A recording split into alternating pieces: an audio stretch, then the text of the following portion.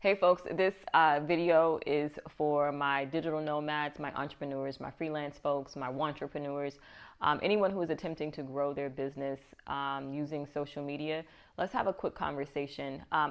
This is probably, I guess this week I've talked to 4 different people who have been overwhelming themselves with trying to be on various platforms. So I thought that this may be a challenge for more people. So I wanted to talk about it really quickly. So many of you know I do digital marketing as my profession. So there's certain things I'm gonna have insight into that maybe you don't know, and hopefully it'll be helpful for you in your business. So the first thing is that you have to find a platform that works for your particular audience. And guys, many of you know I'm all about going B2B versus B2C. You can charge more with B2B, and you don't have to have as many clients in order for it to make a big impact in your life financially. Okay, so I've been hearing people saying, oh, they're going to TikTok, they're on Instagram, they're on all these different places, and they're so busy trying to create content for the platforms that the actual core business that they're saying that they're going to give to a client, the structures and the systems there are either non-existent or broken. So what ends up happening is the business owner, particularly if they are a solo entrepreneur or a freelancer, they end up being overwhelmed, and they haven't even gotten the business yet. You don't want to overwhelm yourself so much with social media that you don't even have the energy to do the business that you are getting paid for. So let's talk about this. First, you have to determine what platform your audience will be on. And I know there's this huge rage with TikTok, but if you're trying to do B2B, if a B2B is looking for a web designer, or they're looking for, or a business looking for a web designer, or some type of service provider, they don't run a TikTok to go find out who they're going to work with.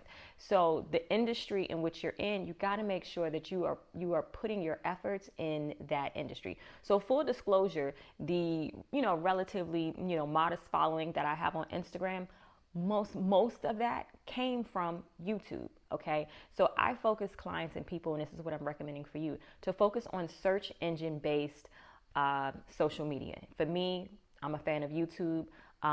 That means Quora, Pinterest, things like that. Because here's the difference: when someone has a problem or they're looking for something, the first place they go is Google.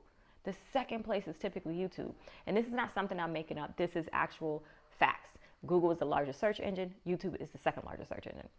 So it's really important to understand the ecosystem of the platform in which you want to market your business. So understand that Facebook, Instagram, and things like that are more of intranets. People have to log in order to view the content. And your things like your YouTube, your Quora, and your Pinterest, those are internets. People can type and still see the content regardless of if they're logged in or not. Why does that matter? Because when someone is Googling for their problem or they need a problem solved, you want search results to come up. And those search results are rarely an Instagram post. Those search results are rarely a podcast. They're rarely a Facebook. It is a YouTube video. It is blogs. It is Pinterest. It is those types of things.